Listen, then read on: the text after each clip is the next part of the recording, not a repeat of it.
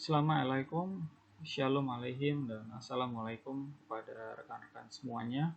Semoga kabarnya sehat-sehat hari ini. Kesempatan kali ini saya ingin membahas tentang tools ya, atau topiknya saya sudah catat di sini ya, 3 tools gratis dan bermanfaat untuk pengajar Alkitab. Jadi di kesempatan kali ini kita tidak membahas tentang agama dan sejarah, berkenaan topiknya dengan sains atau teknologi gitu. Ini saya mau share ya 3 tools ini. Yang pertama Sabda yang sekarang ada di versi 5 ya. Yang kedua Peshitta Online. Yang ketiga adalah Bible Hub. Nah, 3 tools ini saya sering pakai ya. Baik itu di dalam diskusi online maupun diskusi offline. Pada saat saya juga menulis buku, menulis artikel tentang hal-hal menarik ya di dalam agama, itu saya sering memakai 3 tools ini, dan puji Tuhan ini ternyata disediakan gratis sampai saat ini gitu. Yang menarik adalah kalau dulu ya, yang namanya jemaat Kristen, kalau di abad-abad awal ya, abad 1 sampai abad 16 lah, sebelum ada mesin cetak, yang memegang kitab suci itu hanya para rohaniawan ya. Kalau jemaat itu hanya duduk ya, tanya jawab, dengarkan khotbah atau ceramah ya. Khususnya untuk jemaat awal, mereka datang beribadat itu bukan untuk dengerin khotbah sebenarnya, tapi untuk perjamuan suci. Nah, pada waktu-waktu tertentu ya, mereka bisa belajar Alkitab lebih dalam kepada rohaniawannya gitu. Nah, kalau dulu ya, rohaniawan itu sendiri kalau pegangnya hanya naskah kitab, misalnya kitab PB gitu, itu ya itu aja yang dipelajari. Dan kitab PB naskahnya kan itu banyak ya, dari abad ke abad. Nah, mungkin aja nggak semuanya terkoleksi dengan baik di gerejanya. Dia hanya punya naskah abad taruhlah abad 4, abad 5 yang sudah diterjemahkan ke dalam bahasa Latin gitu. Nah, itu aja yang dipakai tuh untuk dipelajari. Dia nggak bisa membandingkan, wah gimana ya dengan kodeks PB abad 6, abad 7, dan seterusnya gitu ya. Kalau dia pegang yang Latin, gimana ya yang bahasa Yunaninya ya gitu. Nah, kalau dulu ya pegangnya itu ya udah itu aja yang dia jadikan pegangan gitu. Tidak bisa membandingkan ya terjemahannya. Apalagi kalau mau tahu tentang Peshitta ya, kitab suci bahasa Aramaik ya, baik itu PL, PB. Nah, itu kan hanya dipegang oleh jemaat Church of the East saja atau gereja Assyria. Nah, jemaat gereja Assyria juga demikian, rohaniawan ini hanya pegang yang versi Aramaiknya aja, nggak bisa membandingkan yang seperti apa sih Septuaginta PL dalam bahasa Yunani, demikian juga bagaimana sih kodeks-kodeks Yunani ya, sebagai perbandingan gitu. Jadi monoton itu aja. Kita bersyukur kalau di zaman sekarang ini sudah dipaparkan ya, teknologi sudah ada berkembang ya, sehingga kita bisa mengaksesnya dengan baik, sehingga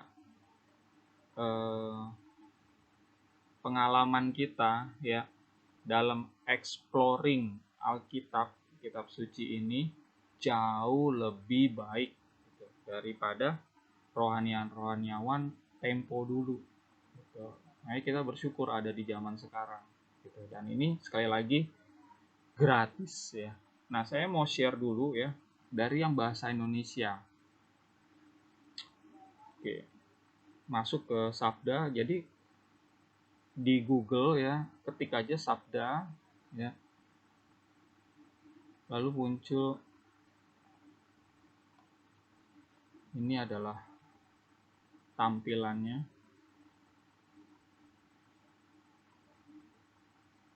Nah, ya. Inilah tampilan Sabda versi 5. Versi 5.10.00.03 ya. Nah, saya suka memakai ini karena saya sering mencari ayat. Contohnya ini ada fitur center seperti ini ya. F7 cari kata. Nah, bisa mencari kata atau mencari frasa. Lalu bisa juga ditampilkan kita mencarinya tuh dari mana ke mana gitu loh. Misalnya di sini adalah Tuhan atau firman Tuhan gitu ya. Cari frasa. Ini Kejadian sampai Wahyu berarti semuanya. Ini ada tampilan versi-versi Alkitab yang mau kita cari. Oh, ini kita cari terjemahan baru. Bahasa Indonesia aja terjemahan baru. Oke. Nah, muncullah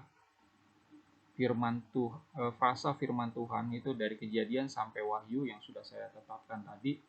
Itu ya ada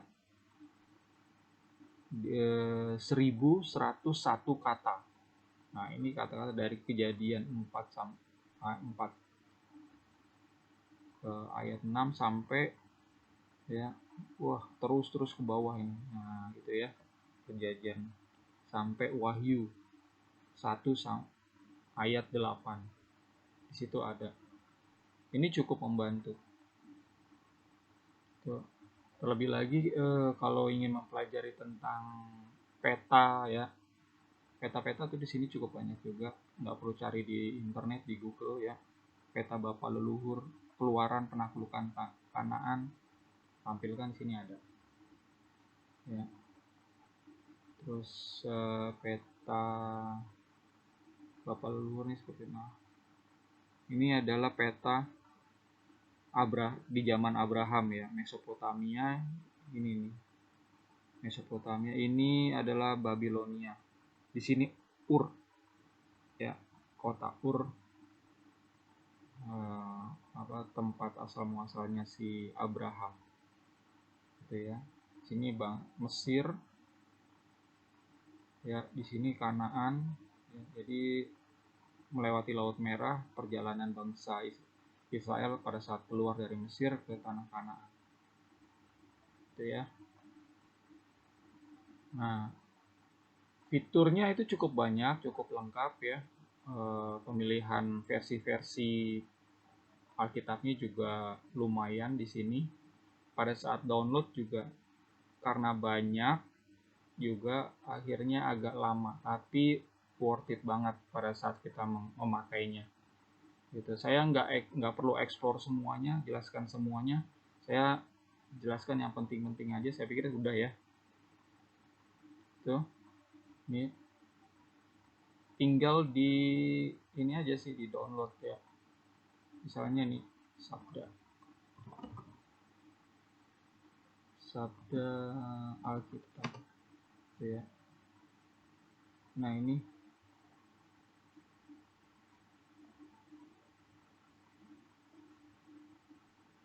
beda. Sabda Alkitab versi 5.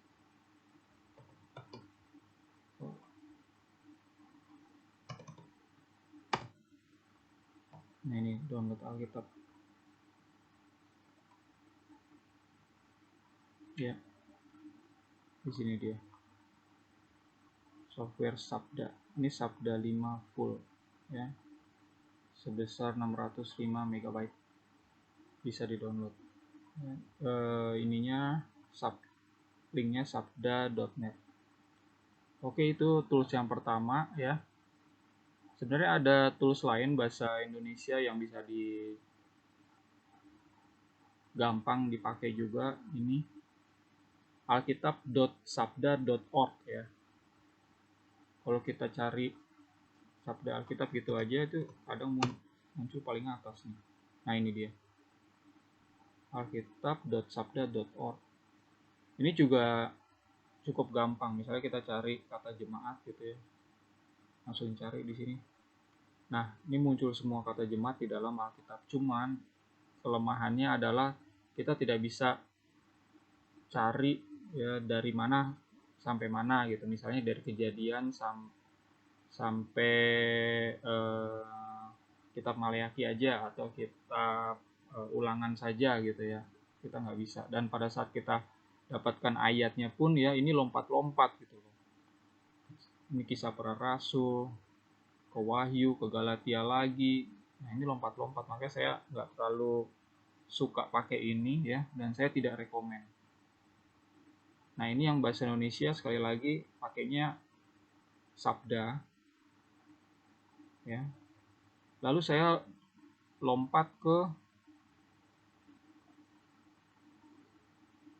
tools yang kedua ya. Tools yang kedua adalah tadi saya catatkan ini apa? Pesita Online. Nah, saudara tahu nggak Pesita itu apa? Pesita itu adalah kitab suci berbahasa Aramaik, baik itu PL maupun PB, gitu ya. Nah, siapa sih yang buat ini Pesita? Yaitu jemaat awal Yesus yang berbahasa Yahudi, gitu. Yang berbahasa Yahudi pada saat itu ya bahasanya bahasa Aramaik. Jadi ya Yesus dan para rasul ya, jemaat awal yang berbudaya Yahudi itu tidak berbahasa Aramaik dalam sehari-hari ya. Mereka tidak berbahasa Ibrani tapi berbahasa Aramaik gitu. Walaupun di beberapa ayat ya di dalam Perjanjian Baru ya, seperti di Kisah Para Rasul itu dijelaskan kalau Paulus dan Yesus itu berbahasa Ibrani. Nah, itu maksudnya adalah bahasa orang Ibrani saat itu. Bahasanya apa? Ibrani, Rabinik, Misnaik, Talmudik.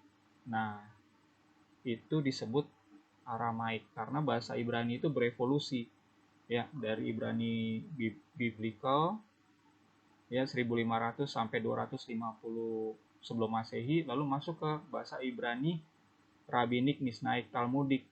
Nah, ini 250 sebelum Masehi sampai 600 Masehi. Ya, disinilah zamannya Yesus itu. Lalu ada Ibrani pertengahan ya 600 sampai 1800, dan Ibrani modern 1800 sampai sekarang. Nah, zamannya Yesus adalah bahasa Ibrani Rabinik, Misnaik, Talmudik, yang kata lainnya adalah bahasa Aramaik. Jadi nggak ada PB bahasa Ibrani aslinya tuh nggak ada. Yang ada adalah bahasa Aramaik. Nah, itu yang membuat siapa? Ini jemaat Church of the East atau jemaat gereja Asiria gitu ya. Nah, Pesita Online. Saya akan coba jelaskan Pesita Online itu. Saya udah klik di sini ya. Taruh di sini. Nama linknya adalah www.durkrana.com/pesita. Coba di Google ya. Tulis saja Pesita Online. Ya. Pesita Online gitu ya. Ini nanti muncul dia. Nah, ini dia yang paling atas ya. Pesita New Testament. Nah, yang Perjanjian Lama ya sayangnya itu belum diupload ya. Belum ada website yang mempostingnya. Nah, yang ada hanya Perjanjian Baru. Tapi saya pikir ini udah cukup ya. Karena Yesus itu berbahasa Aramaik ya, kita bisa mempelajari sebenarnya arti dari setiap kata-kata yang Yesus keluarkan itu artinya apa gitu. Nah, kalau di dalam naskah Perjanjian Baru Yunani ya, banyak yang berpikir kan, wah ini naskah yang paling awal adalah Yunani. Walaupun itu benar ya Yunani, tapi tetap aja itu adalah terjemahan karena Yesus itu berbicara dalam Aramaik, gitu kan. Jadi ada yang meliput ditulis ke dalam bahasa yang lain yaitu bahasa Yunani. Ya, sehari-hari Yesus itu berbahasa apa? Aramaik. Nah, kalau kita lihat tampilannya begitu kita klik masuk ya, Pesita dukrana.com/pesita ini ya, kita akan lihat tampilan seperti ini. Gitu ya. Di sini ada banyak kodeks ya, atau naskah-naskah Aramaiknya, Crawford Codex, Yunan Codex, Caborus Codex. Ini kita sedang membuka Pesita Tools di sini. Ya, Pesita Tools. Oke, sebagai contoh aja. Ini kalau mau lihat kitab-kitab itu ada di sini semua. Coba kita lihat Matius 5 ya. Kita cari Matius 5 ayat 17 itu seperti apa sih tulisannya? Dan artinya gitu kata per kata. Nah, lihat di sini, klik aja nih Caborus Pesita, nama kodeksnya, nama naskahnya. Terus di sini yang bagusnya lagi ada perbandingan terjemahan. Nah, Pesita itu sudah diterjemahkan ke bahasa Inggris oleh beberapa orang ya. Ada John Etheridge, James Murdoch, George Lamsa, lalu ada Dutch Pesita nih ke bahasa Belanda. Kita pilih aja Lamsa ya. Lalu ada terjemahan yang lain sebagai pembanding ya. King James Version juga ada, Hebrew New Testament juga ada, Latin Vulgate juga ada ya. Lalu Yunani juga ada. Jadi cukup lengkap di sini untuk perbandingan. Cobalah kita bandingin. Yunaninya ada, Hebrew-nya ada, Latinnya ada, King James-nya ada, Inggrisnya ada. Oke, kita load versinya. Tekan ya di sini ayat-ayatnya. Coba nih, Matius 5 ayat 1 ini adalah dari Caborus teksnya atau naskah Aramaiknya ya. Lalu ini bahasa Inggrisnya ya. Ini bahasa Ibrani gitu ya. Ini bahasa Yunani, ini bahasa Latin. Ya, ini bahasa Latin, ini bahasa Yunani. Jadi cukup lengkap kan? Gitu. Nah, kalau mau kita analisa kata per kata sampai bunyinya seperti apa, kita klik di sini nih. Tadi saya cari 5 ayat 17 ya. 5 17 ke bawah. Nah, kita klik analyze di sini, analyze, masuk ke page yang berbeda. Nah, ini tetap ada tulisannya dalam bahasa Aramaik Syriak. Jadi bahasa Aramaik itu kan sudah berkembang ya. Nah, cabangnya itu adalah Syriak. Nah, ini adalah jenis font Cedra di Syriak. Nah, kata per katanya ya dijelaskan di sini. Ini yang cukup terkenal kan. Kalau Yesus datang itu bukan untuk menghapus tapi untuk menggenapi hukum Taurat ya. Itu ya. Di sini ada arti katanya masing-masing, terus ada di sini ya vokalisasinya, akar katanya seperti apa. Kita lihat di sini feel complete ya. Feel complete itu menggenapi. Ya, kita lihat, kita klik di sini. Nah, ini feel complete. Nah, ini dia. Ini cara bacanya. Di Imale. Ini katanya. Jadi ini adalah artinya. Gitu. Oke. Itu ya. Jadi setiap kata ada artinya di dalam bahasa Inggris, tinggal diterjemahkan ke bahasa Indonesia aja untuk lebih paham. Oke.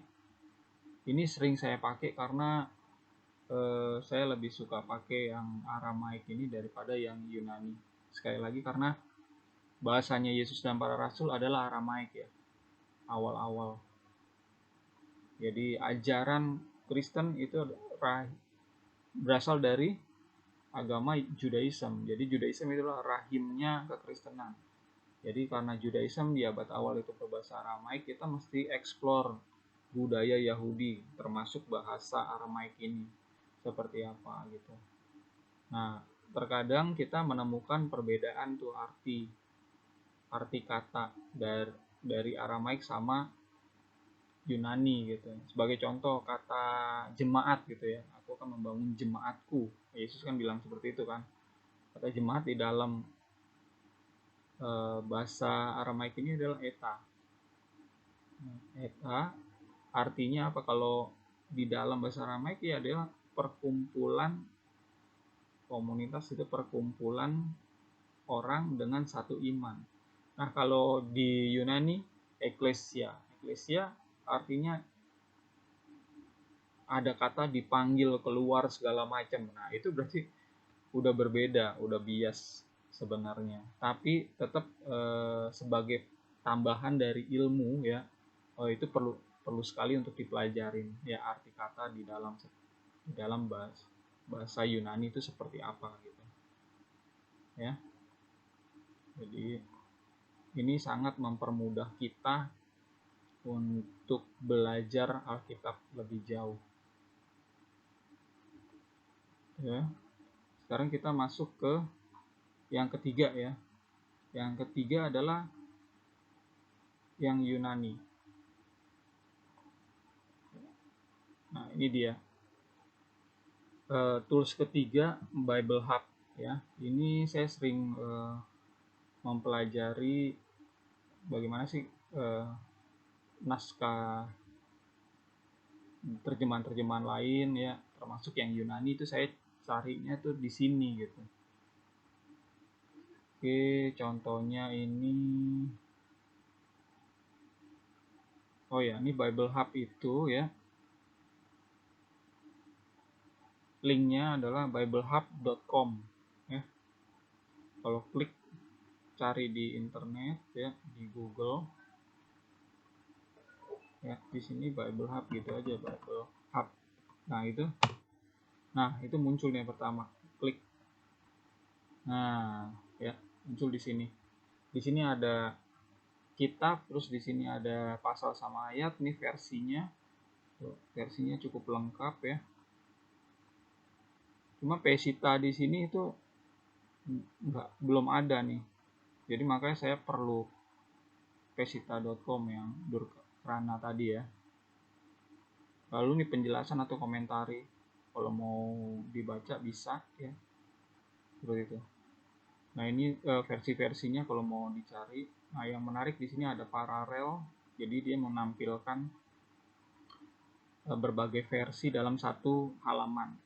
Contohnya ini kita pengen lihat seperti Yohanes, taruhlah Yohanes 1 ayat 1 ya, gimana sih paralel. Kita lihat tuh Yohanes 1 ayat 1 ya. NIV itu bunyinya seperti ini, New Living Translation bunyinya seperti ini, English Standard Version seperti ini. Terus ada cross reference ya, tuh seperti ini ya. Itu untuk paralel. Nah kalau pengen lihat strong itu berarti setiap kata itu ada bahasa Yunaninya kan. Nah ini dia.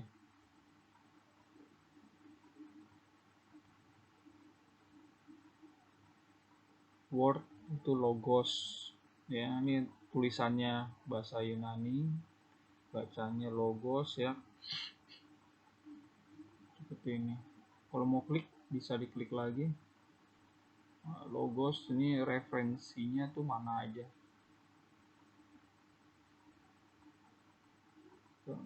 Kata ini muncul di 69 kali di dalam Alkitab gitu ya. Tuh. Ini semua muncul di sini. Oke, jadi ini referensi saya kalau mau mempelajari bahasa Yunani gitu. Bahkan ada ini kok apa, Septuagintanya tuh ada juga. Balik lagi ya.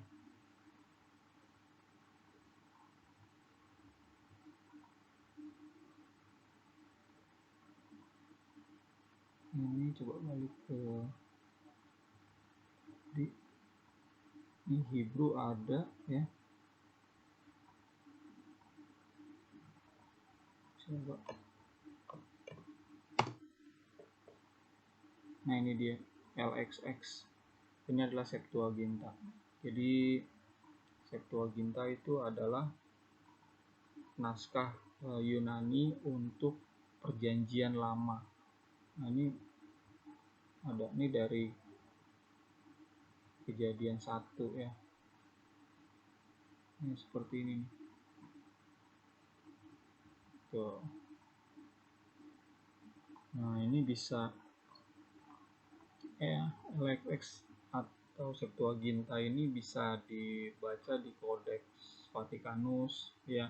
Vaticanus itu abad 4 ya. Terus Alexandrianus itu abad 5. Itu juga memuat Septuaginta ini gitu. Jadi sekali lagi kita yang hidup di zaman modern sudah diperlengkapi dengan tools ya. Inilah teknologi zaman sekarang. Kalau dulu kan nggak seperti ini. Tahu nggak ada ini Textus Receptus, Critical Text, Majority Text. Tahu nggak kenapa itu ada? Karena dulu ya, sekali lagi belum ada mesin cetak ya. Jemaat jadi nggak pegang kitab seperti kita gitu ya. Ke gereja belajar sama teman diskusi itu sudah pegang satu bundle kitab yang kanon. Kalau dulu tuh nggak, boro-boro yang seperti ini, klik langsung kita lihat gitu kan, semuanya bisa, yang kita cari hampir semuanya kita bisa temukan gitu.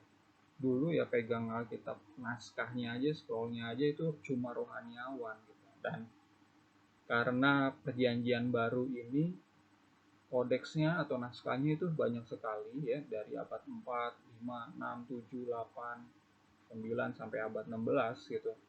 Setiap abad juga ada beberapa kodeks gitu. Nah uniknya ini nggak ada yang identik. Jadi tidak ada dua naskah PB yang identik sama persis, itu nggak ada. Adalah yang di ayat ini katanya berbeda gitu sama di naskah yang lain. Gitu. Katanya beda. Terus ada yang katanya hilang, hurufnya hilang. Ya ada yang ayatnya hilang, ada yang pasalnya hilang, gitu. Ada yang kitabnya itu hilang, tidak ada gitu. Yang hal-hal yang seperti itu yang membuat rohaniawan itu pada saat mengajar dia harus berpegang pada naskah mana gitu. Kalau dia hanya punya naskah abad 7, ya udah diajarin aja ke jemaatnya ya, naskah itu gitu kan. Kalau mau cari naskah yang lain dia harus tanya gitu, siapa yang pegang naskah yang lain sebagai perbandingan gitu ya. Nah di dalam PB Yunani ya, karena berbeda teks-teksnya itu berbeda, mau nggak mau ya, itu ada proyek kompilasi gitu, ada proyek kompilasi kodeks mana yang harus dipilih untuk diterjemahkan, dan itu yang akan di-share ke jemaat. Contohnya Textus Receptus. Kalau Textus Receptus itu adalah proyeknya Roma Katolik gitu. Jadi si Father Erasmus ya, seorang rohaniawan atau imam di sana ya, yang namanya Katolik itu kan perpustakaannya cukup lengkap. Jadi dia bisa lihat berbagai macam naskah gitu ya. Nah, dia tinjau naskah-naskah mana, nah baru dia buat gitu. Ada 3 kali revisi Textus Receptus ya, setelah di ACC sama Paus Leo pada saat itu. Revisi ketiga akhirnya itulah yang dicetak dan disebarkan. gitu ya, itu Textus Receptus. Nah, kodeks-kodeks pilihannya adalah kodeks abad 5, 6, 7 ke atas gitu. Nah, oleh rohaniawan yang lain ada yang berpikir, ini kurang pas ini ya, harus ada pembanding, makanya muncullah critical text. Critical text itu ya adalah kodeks abad 4, abad 5 yang diterjemahkan ya, yang disatukan gitu, dikompilasi gitu. Nah, abad 4, abad 5 itu berarti kodeks Vatikanus dan Sinaiticus. Di antara keduanya aja ya, Sinaiticus sama Vatikanus itu sebenarnya ada sekitar 3.000 perbedaan. Bayangin tuh. Tapi sebagai pembanding dari TR yang Textus Receptus yang dibuat nih sama Erasmus, dua rohaniawan dari Anglikan ini mengkompilasi ya Sinaiticus sama Vatikanus. Jadilah critical text gitu. Critical text akhirnya diterjemahkan ke bahasa Inggris, ke bahasa-bahasa yang lain. Sama yang Textus Receptus juga diterjemahkan ke bahasa-bahasa yang lain gitu. Jadi kalau dilihat ya, terjemahan Textus Receptus sama yang critical text, wah ini ada yang nggak matching gitu. Makanya dilihat naskahnya mana gitu. Ya, tergantung dari gerejanya mau pilih yang mana. Nah, ada juga majority text. Majority text juga itu ngelihat dari semua kitab, semua naskah PB yang dianggap mayoritas ada di setiap naskah itu yang dimasukkan gitu loh ke dalam majority text ini. Nah, majority text itu biasa dipakai sama teman-teman dari Ortodok Kristen gitu ya.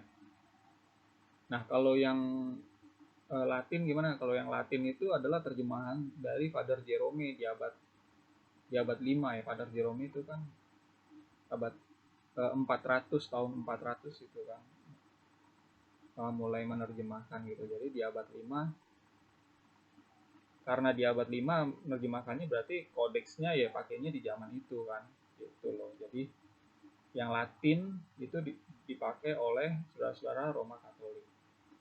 Nah, yang Yunani sekali lagi kompilasinya tadi ada 3 ya. Ada TR, ada Textus Receptus ya, ada critical text dan ada majority text gitu. LAI pakai yang mana sih? LAI itu kalau saya lihat sih dia tuh campur-campur gitu. Jadi kalau ada satu ayat ada tanda kurungnya, nah itu bisa dilihat, nah diperhatikan itu kemungkinan tanda kurung itu ada informasi lain ya, ada teks lain yang ada di naskah yang lain gitu. Terus digabungin lah sama penerjemah LAI. Jadi seperti itu ya. Nah, untuk mempelajari lebih jauh silakan, ini adalah 3 tools gratis dan bermanfaat yang saya sering explore, dan ini memperlengkapi saya pada saat saya mempelajarinya. Saya berterima kasih kepada semua orang yang terlibat di dalam proyek pembuatan tools ini ya. Sekali lagi ada Bible Hub ya, terus ada Pesita, dukrana.com ya, dan yang Indonesianya adalah Sabda Software versi 5 sekarang.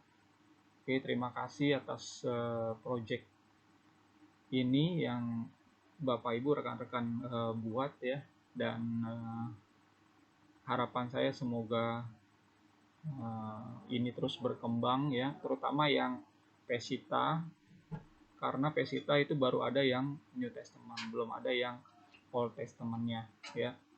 Kalau ada Old Testament-nya itu lebih bagus lagi, karena versi atau jumlah kitab yang ada di Pesita itu lebih banyak daripada majority text. Oke, itu aja dari saya. Selamat mempelajari ya, semoga ini bermanfaat.